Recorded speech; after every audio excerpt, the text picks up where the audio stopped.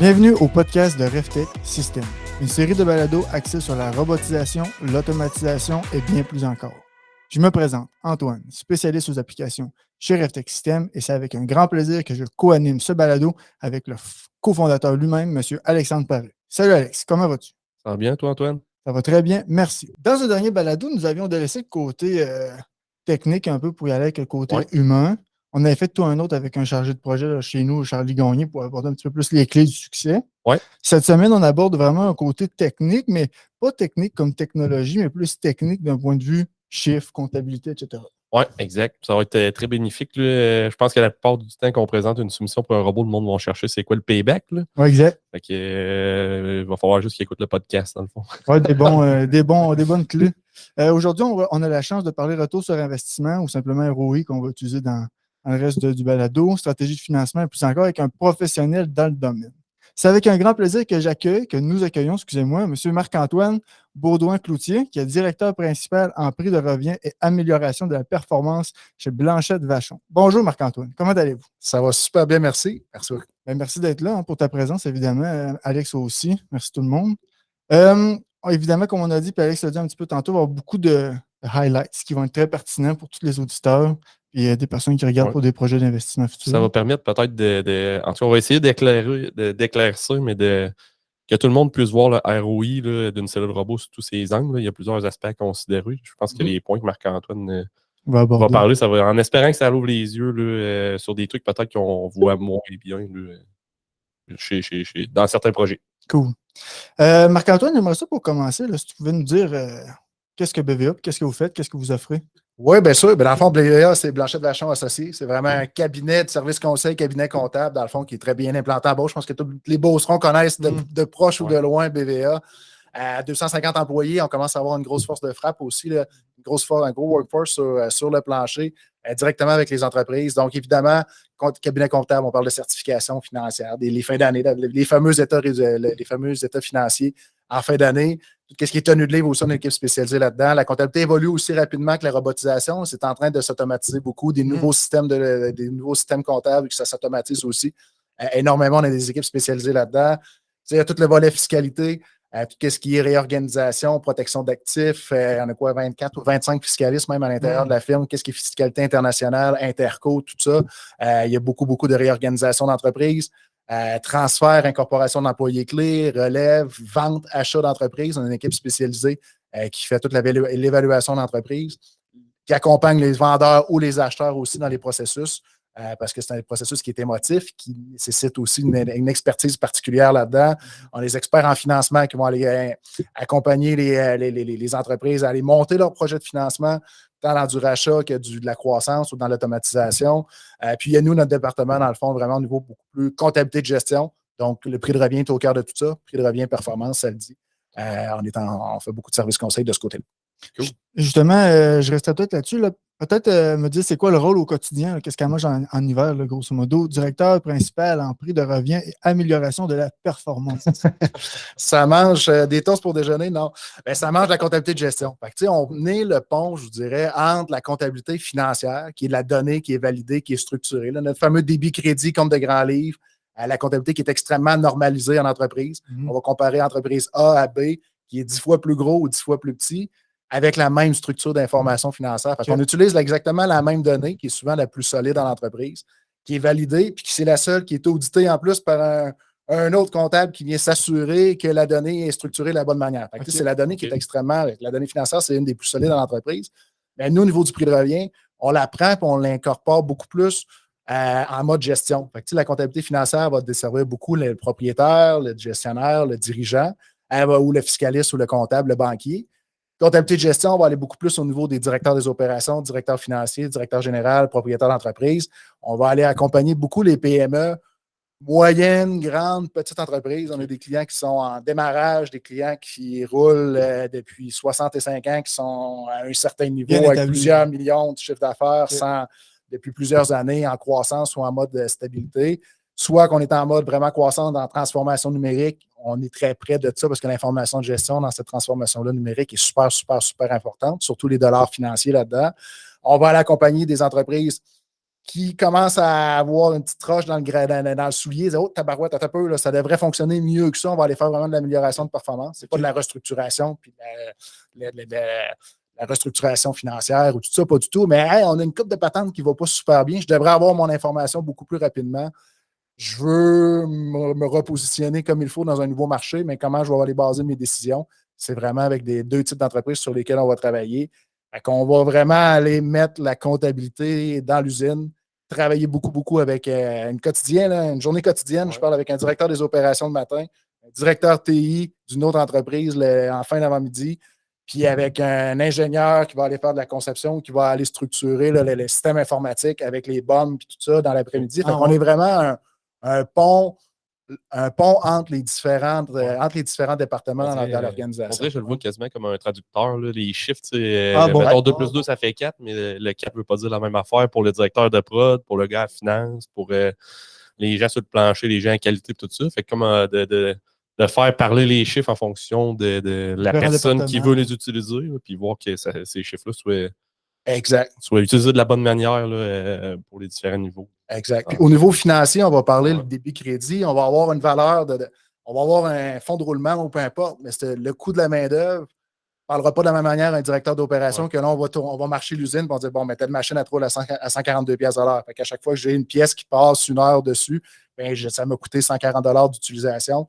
Alors, on vient changer ce vocabulaire-là. Souvent, on vient démocratiser le chiffre comptable pour le faire parler à l'ingénierie, le faire parler à la production, le faire parler au IT aussi, dans la valorisation d'inventaire ou peu importe. Fait qu'on est un peu le Money Talks. Puis à la fin de la semaine, à la fin du mois ou à la fin de l'année, on se compare tout avec un signe de pièce. Il faut être capable d'établir ce contact-là, ce langage-là, sans nécessairement devenir un expert comptable puis un expert en ingénierie en même temps. Mais d'au moins parler le même signe de pièce. Le Money Talks, c'est notre pain et notre beurre. Ouais. Non, c'est un bon point, Alex. Comme tu dis, quand on parle souvent, quand on va faire des projets ou des propositions, on va savoir, mettons, la production ou juste le directeur. Il manque souvent différents auteurs. C'est sûr. Chacun soit capable de sortir les bons indicateurs par rapport à leurs chiffres pour leur job qu'ils ont à faire. Là. Le gars de prod, il faut qu'il en sorte du stock. Fait que, c'est ça. Quand même qu'il aura le chiffre du marketing a dépassé le temps dans la dernière année, lui, il va savoir ce qui sort et comment ça coûte. Très intéressant. Merci beaucoup, Marc-Antoine. Chez RefTech, on travaille avec plusieurs manufacturiers qui regardent des projets de robotisation, d'automatisation.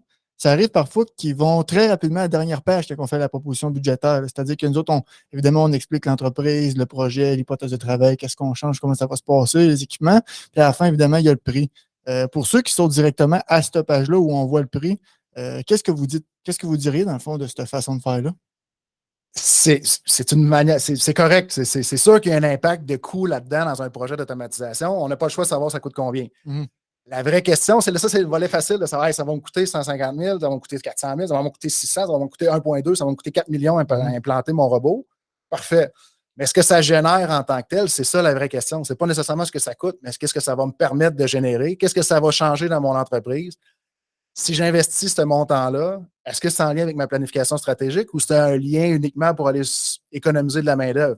Ça va être complètement différent. Si j'investis ce montant-là sur une gamme de produits qui est à perte, parce qu'on l'a vu directement dans les dernières années, on le voit beaucoup, on investit dans une machine, mais cette machine-là sert à produire un produit qui est en décroissance puis qui est notre loss leader ou notre loss leader en devenir.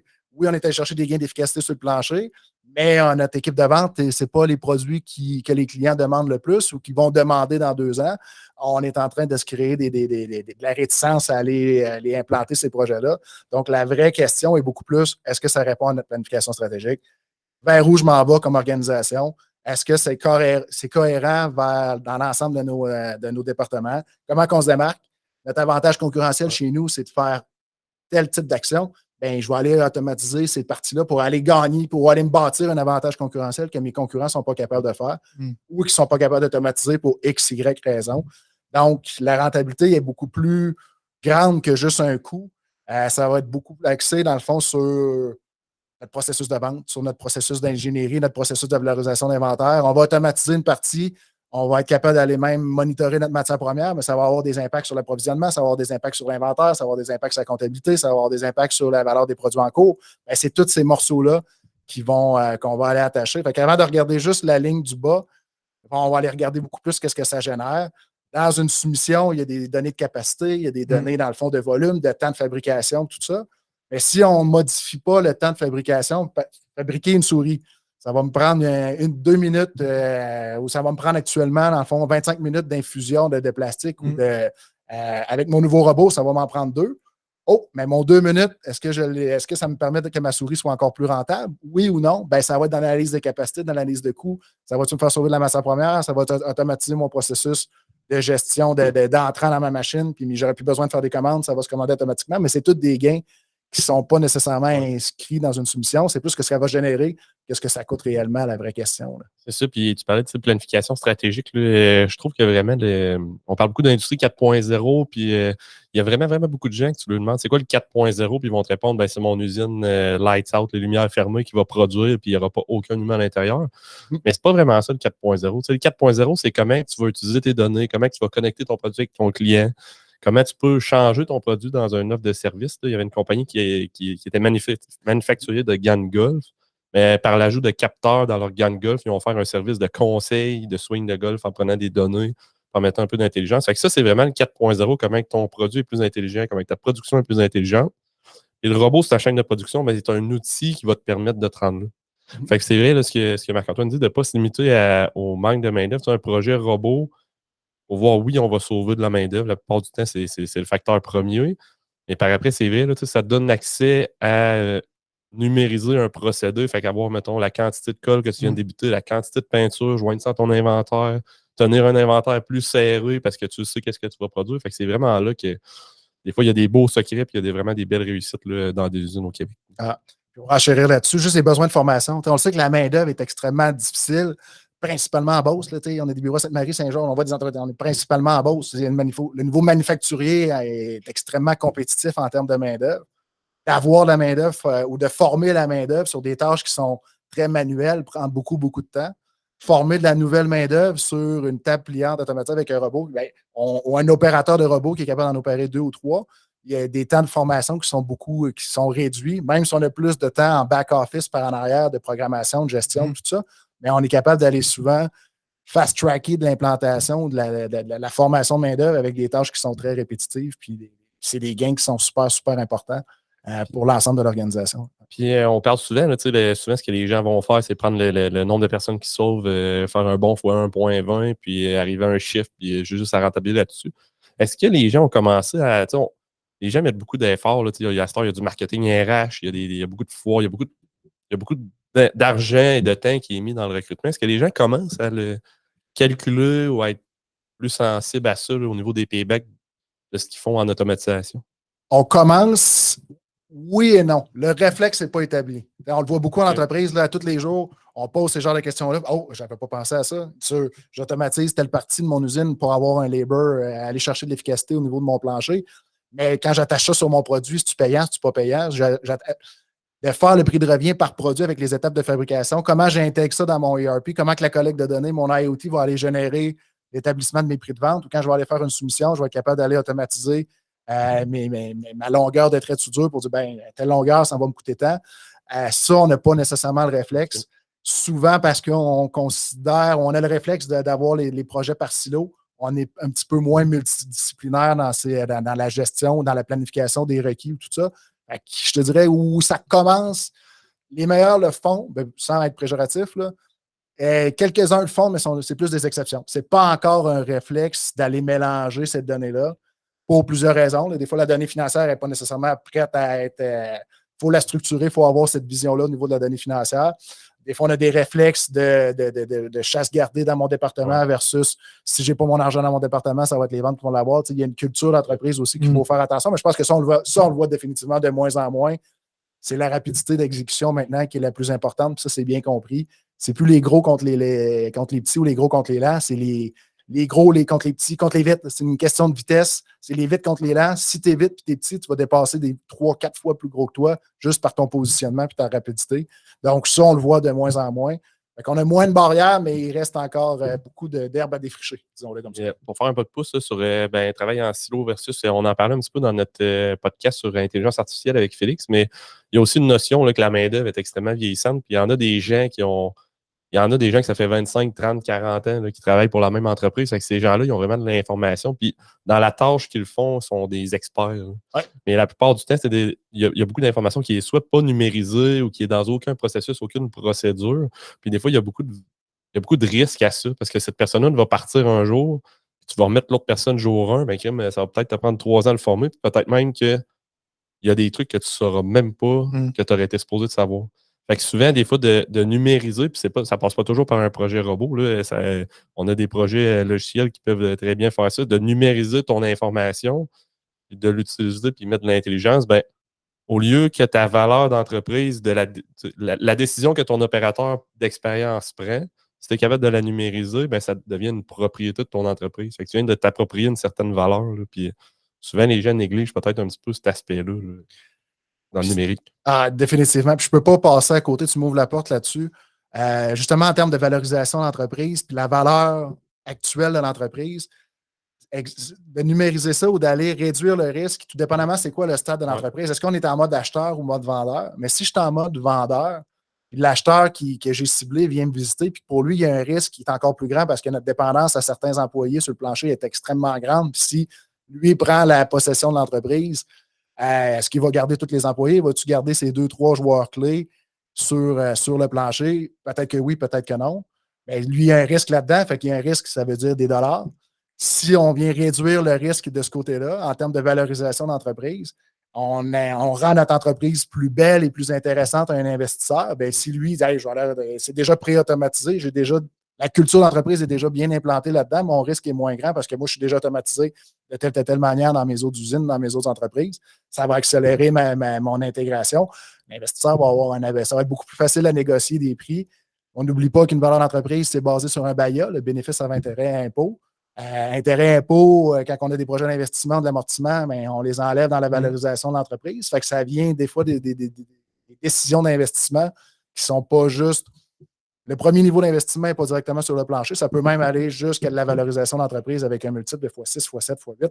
Ça devient extrêmement intéressant pour réduire le risque d'un acheteur ou d'un investisseur. Là, c'était pas prévu de discuter de ce volet-là. Tu m'ouvres la porte, là. J'ai pas été capable de sauter. Là. C'est extrêmement intéressant. On pourrait en jaser longtemps. C'est pas grave. On pourrait sauter pas le plan de match. C'est vraiment intéressant. Vraiment intéressant. La chose peut-être que tu as dit, ben, parmi toutes, là, tout était intéressant, là, mais moi, c'était le loss leader que j'ai trouvé intéressant. Parce que c'est vrai que à ce point-là, le gars de production va dire c'est là, moi, que ça mange. Là, tous mes opérateurs, ils passent ça, puis on peut faire d'autres choses. Puis là, c'est lui qui va nous parler. Fait qu'il va dire mettez un robot là. Après ça, on va donner un signe de pièce. Là, il va dire ça fait du sens. Puis là, le propriétaire va dire anyway, cette ligne de production-là, on allait la fermer. Pouf, le projet est fermé. Ouais. Ça arrive, là. C'est pas du jamais vu. Là. Ensuite, j'enchaînerai peut-être avec lorsque les gens vous contactent, là, vous chez BVA, là, on parle de projets d'investissement en technologie. C'est quoi les 3 facteurs qui les motivent ou qui les désirent investir en technologie? Puis selon vous, parmi ces facteurs-là, 3 ou plus, c'est-tu des bonnes motivations, excusez-moi, dans le sens que c'est des raisons qui donnent vraiment vie au projet ou c'est juste des raisons un petit peu aléatoires? Ouais, je peux pas mentionner les mauvaises raisons. Je n'élaborerai pas trop là-dessus, mais des fois, ça arrive que hey, j'aimerais ça m'acheter un robot. Là, c'est subventionné, c'est le temps d'acheter. Là, on va avoir ci, on va avoir ça. Là, mon voisin l'a fait, puis mon beau-frère m'a dit de faire ça. Puis lui, il en a acheté une plus grosse. Ben, ça se fait en industrie aussi? Ça se dit pas, mais oui, indirectement, en posant 2-3 questions. Hey, j'ai vu mon concurrent s'acheter ça, là, on m'en prend une. Puis là, je suis capable, là, en prendre une grosse. Il y a de l'orgueil là-dedans, puis c'est correct, mais on est en mode business, puis on est en mode d'émotion, puis je ne dis pas que ça arrive jamais. Est-ce que ça arrive à tous les jours? Non. Là. Mais il y a des situations comme ça, c'est pas nécessairement parce que c'est subventionné ou parce qu'on a des incitatifs à aller investir là-dedans. Je pense qu'on regarde les nouvelles d'actualité, ça a sorti même la semaine passée, je pense, dans les affaires. Québec, on est en train de se positionner comme un leader canadien dans le manufacturier et dans l'automatisation, beaucoup avec les programmes d'investissement dans les 8-10 dernières années qui ont été mis en place. Oui, on a de l'aide à aller supporter notre niveau manufacturier là-dedans du gouvernement. Puis ça nous permet de se démarquer en termes d'économie puis en termes de positionnement là-dedans. C'est super, super, super important. Mais les 2 mauvaises raisons, je ne veux pas aller trop loin là-dessus. Le manque de main-d'œuvre peut être une bonne et peut être une mauvaise raison, tout dépendamment si c'est bien attaché dans la planification stratégique. Là. Fait que, vraiment, les bonnes motivations, qu'on met les chances d'avoir du succès de plus de notre côté, c'est vraiment là-dessus. Quand c'est bien appuyé sur hey, je sais, je m'en vais où. Mon entreprise est là aujourd'hui. Demain, j'ai besoin de ça. Dans 2 ans, j'ai besoin de ça. Je vais aller automatiser telle partie de mon processus parce que c'est la gamme de produits que je vais aller vendre, que je me démarque actuellement. Puis c'est ça mon avantage concurrentiel. Je suis extrêmement efficace là-dedans, mais mes clients, c'est ça. Les attentes de mes clients, c'est X, ben, je vais aller m'assurer d'automatiser, de leaner mon processus pour répondre à ces attentes-là. Là, ça fait vraiment du sens. De bâtir son avantage concurrentiel, de bien appuyer sur nos forces, nos faiblesses. Encore une fois, c'est un peu sur la planification stratégique, de réduire ma dépendance à la main-d'œuvre ou mes goulots dans l'usine. C'est sûr que ça devient, dans cette optique-là, un excellent outil pour la pérennité de l'entreprise. Je pense que si on n'avance pas, puis si on n'automatise pas, ou on ne bâtit pas cette culture-là d'innovation, l'innovation passe assurément ou presque assurément par de l'automatisation, de la robotisation dans du manufacturier. On passe à côté d'un changement de culture. Là. Fait que c'est plus que juste un projet de robot, de mécanique ou de pneumatique ou de production. Ça devient souvent un projet d'entreprise. Là, ça marche. Puis c'est beaucoup plus facile de vendre ça à nos clients. On appelle un nouveau client. Hey, on vient d'investir dans tel robot. Tu viens de revoir ça quand tu passeras.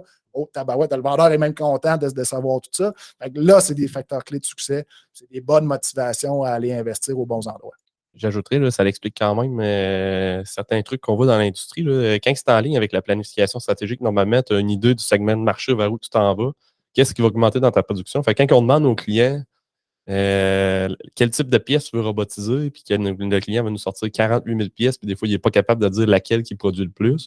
Mais si tu es déjà aligné avec ta planète stratégique, normalement, le fameux 80-20 qui va te faciliter tes projets d'automatisation va être vraiment plus facile à sortir. Là. Tu vas vraiment comprendre où tu t'en vas, qu'est-ce qui risque d'augmenter, qu'est-ce qui va être ton réel 80% de production que tu vas faire là, dans les prochaines années. Très intéressant. Merci Marc-Antoine. Puis, parmi tous ces facteurs-là, là, dans le fond, ceux qui ont les plus gros signes de dollars, pour que quand on le mette dans l'ROI, justement, on soit capable d'aller chercher peut-être un plus gros montant d'investissement ou investir dans un projet justement qui répond plus à notre planification stratégique. Là, sont où vraiment les signes de dollars dans tous ces points-là? C'est sûr qu'on ne peut pas passer à côté des opérations. Un projet va être directement lié dans les opérations. Fait que, c'est de bien comprendre les opérations, puis de bien comprendre les coûts directs, puis tous les coûts indirects des opérations. Souvent, on ne le mesure pas ou on ne le quantifie pas jusqu'à ce niveau-là, mais c'est souvent là qu'on ramasse énormément de sous. J'avais, par exemple, là, on l'a fait dans des situations, une zone d'assemblage. Mettons que j'avais 20 000 pieds carrés d'assemblage. Je suis capable d'aller automatiser une bonne partie de cet assemblage-là. Ben, je serais capable de rentrer j'utilise la moitié de ma surface de ma zone d'assemblage avec mon nouveau robot puis mon magasin rotatif et tout ça. Ben, ça fait du sens, mais là, c'est toutes mes économies de taxes, de chauffage, d'électricité pour mon activité d'assemblage qui vient de réduire. Fait que quand je calcule un coût complet d'opération, ben, je viens tout de réduire mes coûts indirects aussi dans mes opérations, d'aller attacher ces frais d'ingénierie-là ou ces frais de dessin. On va aller automatiser certaines parties, on va aller créer des standards au niveau du dessin, mais on va être capable d'aller chercher des économies là-dessus. Fait que tout ce qui est indirect, souvent, c'est là qu'on va aller chercher beaucoup, beaucoup de choses qu'on n'avait pas nécessairement mesurées au premier coup d'œil en termes de labor et en termes d'efficacité. On va aller chercher. Puis une fois qu'on ouvre le capot, ben là, c'est là qu'on va être capable d'aller chercher beaucoup d'informations. On a investi dans un ERP ou on n'a pas encore investi dans un ERP, mais on va être capable d'aller faire de la synergie dans les différents projets. On s'est acheté une Ferrari, mais on est sur une piste école qui n'est pas déneigée durant l'hiver. On a un excellent ERP, mais on n'est pas capable d'utiliser la donnée de notre robot là-dedans. Ou à l'inverse, on n'a jamais investi dans notre ERP, mais on investit tout dans nos robots, puis on n'est pas capable d'utiliser la donnée dans nos systèmes de gestion. Ben, c'est là qu'on va souvent les déterrer. Beaucoup d'économies, des fast tracks, d'aller attacher la soumission ou le processus de vente au processus de fabrication dans la comptabilité puis dans le système d'information qu'on a en place.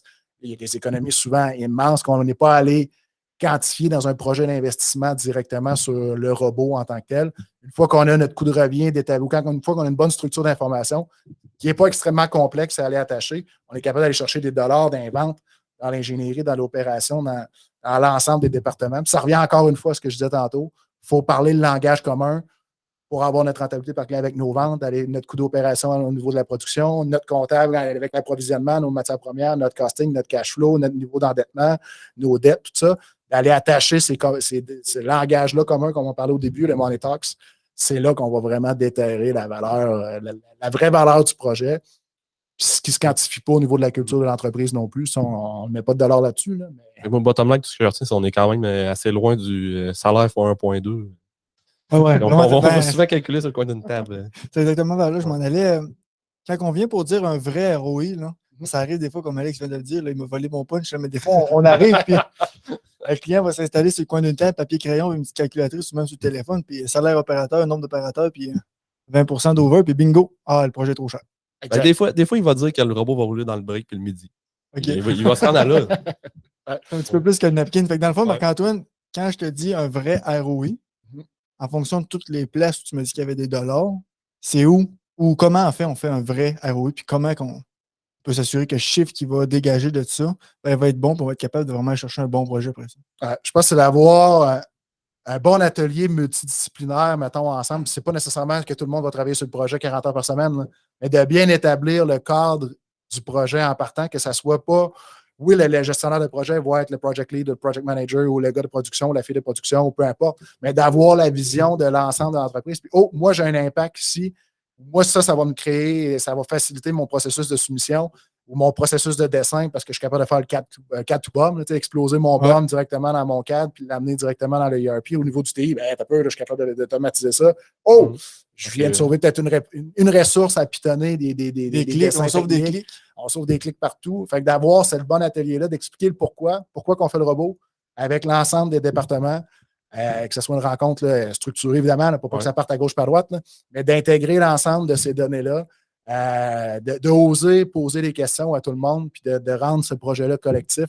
C'est un no-brainer là-dessus. Le comptable, il faut qu'il soit impliqué, pas juste à la fin du processus ou au début. Il faut qu'il soit impliqué au début, pas juste à la fin quand le projet est signé. Ouais, mais t'as peu, là, ça vient de changer plein de choses dans ma structure. On est capable de financer ça. Oui, mais t'as peu, il faut que j'aille préparer mon dossier avec mon banquier. Mon banquier veut me vendre de l'argent. C'est un vendeur. Puis je l'ai été banquier, puis c'est correct. Là. C'est super correct. It's the name of the game. Il va aller mesurer son risque.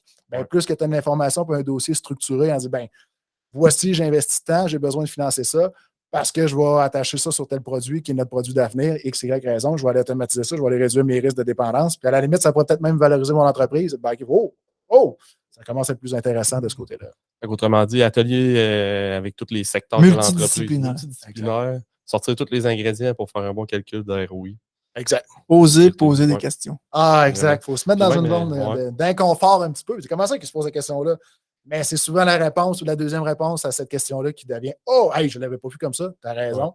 Des fois, Alex, vas-y. Même RH, là, on parle tout le temps de la personne qui va arriver avec le RH, ça va me sauver du recrutement. Mais on va passer de plus en plus des annonces de postes avec des images de robots, montrer que le manufacturier est en avance en techno. Puis c'est vrai. Dans le fond, on pense tout le temps RH, ça va sauver du recrutement, mais ça facilite l'attraction aussi en même temps s'il y a du marketing RH qui est fait là-dessus. Bon point. Ce que j'allais dire, c'est dans le fond, peut-être que pour un auditeur qui nous écoute, ça peut sembler gros d'impliquer tout le monde pour lui qui avait l'habitude de justement, juste gestionnaire du plancher, va chercher une machine là, puis il remplace ça. Ça peut sembler gros, mais dans le fond, RevTech peut être là aussi pour accompagner, peut-être aussi BVA à cette étape-là préliminaire puis on le fait là, de juste, on va aller marcher avec tout le monde, voir c'est où les projets qui sont clés. On ne le fera pas pour nous, on va vraiment le faire pour le manufacturier. Si on parlait de culture d'entreprise, c'est un méchant bon point de départ là, pour juste que tout le monde embarque dans le projet, puis que tu n'aies pas une ou deux personnes qui là, eux autres, ils m'ont pas impliqué, puis ils sont tout le temps en train de retirer le projet par en arrière. Tu l'avais dit dans un des deux balados, dans les derniers balados, excuse-moi, un peu le hook à la corde, là, je pense qu'on appelle ça. Là. Si on a 4 d'un bord et 4 de l'autre, le projet n'avance pas, là, ça se teigne. Ouais. Bon point. Fait que là, tout le début de cette émission-là a vraiment été dédié un petit peu à ROI, où on trouve les signes de pièces, puis qui il faut impliquer, etc. Mais un coup que l'équipe multidisciplinaire s'est décidée, on a un projet de qualité, on a un ROI qui fait du sens, là, il faut aller chercher des dollars. Ouais. Fait que côté financement ou subvention, as-tu des conseils là-dessus, Marc-Antoine?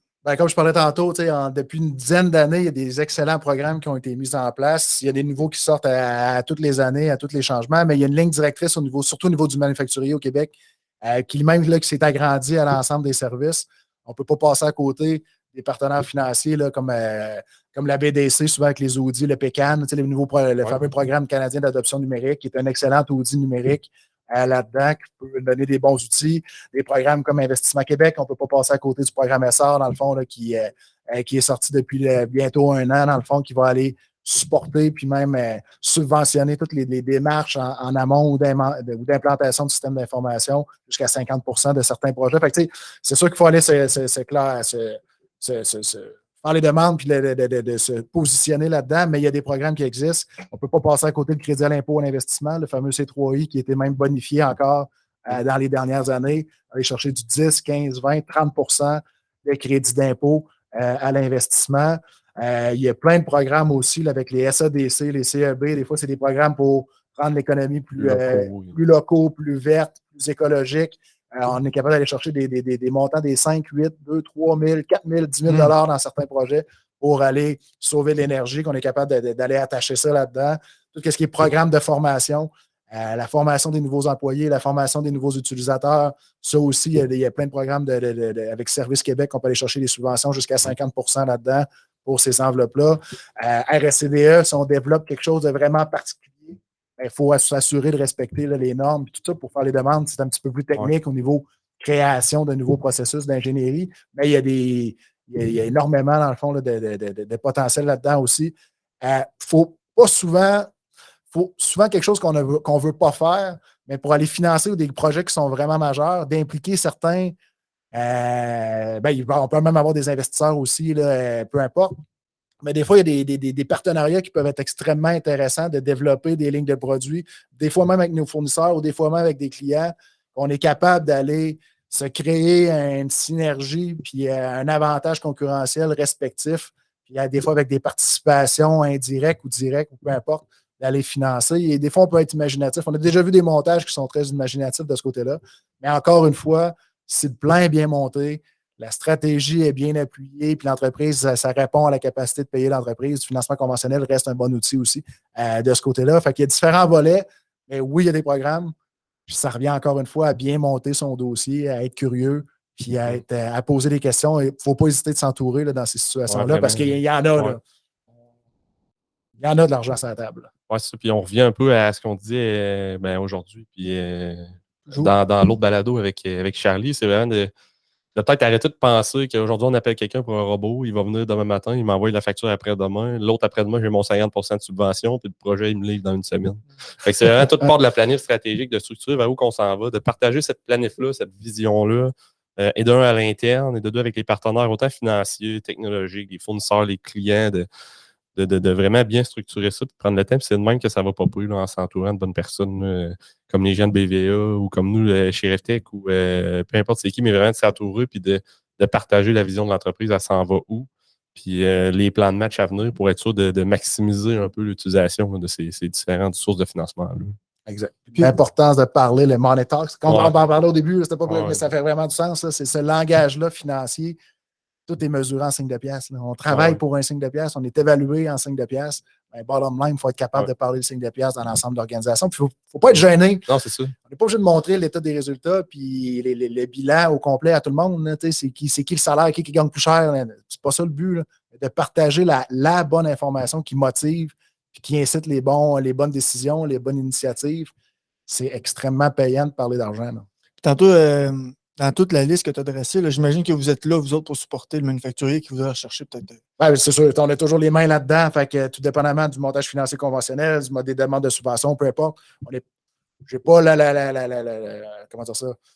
La notoriété de dire que je suis un grand expert, que je connais tous les programmes, puis je fais pas uniquement de la demande de subvention, mais on a les mains dedans. On a des spécialistes en C3I, on a des spécialistes aussi à l'interne. Il y a beaucoup au niveau fiscal, là, il y a des impacts fiscaux aussi là-dedans à bien considérer. Fait que oui, nous autres aussi, on est multidisciplinaires pour bien répondre aux besoins là-dedans, puis de bien orienter les bonnes questions aux bonnes personnes. Oh, super. Ouais, j'ai envie de dire wow. Très pertinent comme balado. Oui, merci Antoine. À fond, pour conclure, je tiens à remercier notre invité, Marc-Antoine, pour tout ton temps et les informations de qualité que tu as partagées avec nous. Puis j'ai envie de te dire à bientôt. Parce qu'avec tout ce qu'on a jasé et les informations qui sont sorties, je suis sûr qu'on est capable d'en faire d'autres. Mais en fait, je suis convaincu. C'est très, très, très pertinent.